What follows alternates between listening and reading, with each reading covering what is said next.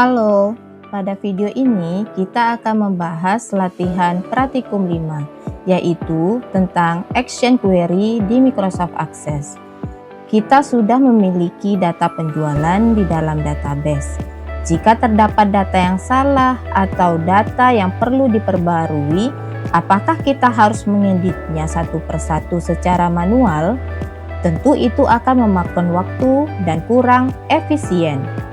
Di dalam Microsoft Access, kita bisa melakukan perubahan data secara otomatis menggunakan query.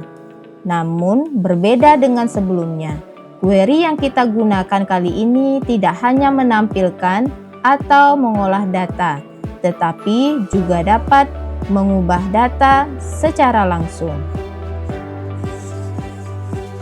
Pada praktikum sebelumnya, kita sudah belajar menggunakan query untuk menampilkan dan mengolah data. Sekarang, kita akan melangkah lebih lanjut, yaitu menggunakan query untuk memodifikasi data di dalam database.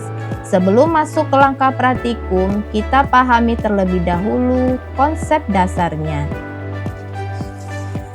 Action query adalah jenis query yang digunakan untuk melakukan perubahan pada data. Misalnya, menambahkan, menghapus, memperbarui, atau bahkan membuat tabel baru dari data yang sudah ada. Pada praktikum ini, kita akan mempelajari beberapa jenis action query, yaitu make table query digunakan untuk membuat tabel baru dari hasil query. Delete query digunakan untuk menghapus data tertentu. Update query digunakan untuk mengubah data yang sudah ada. Append query digunakan untuk menambahkan data ke dalam tabel. Dengan menggunakan action query, kita dapat mengelola data dengan lebih efisien dan cepat. Namun perlu diperhatikan bahwa action query dapat mengubah data secara permanen, sehingga harus digunakan dengan hati-hati.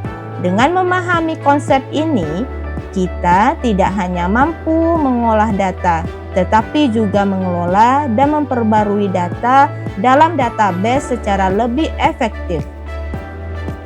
Sebelum memulai praktikum, silakan untuk scan QR Code berikut untuk mendapatkan skrip latihan praktikum 5 tentang action query, agar memudahkan dalam mengikuti setiap tahap latihan ke depannya.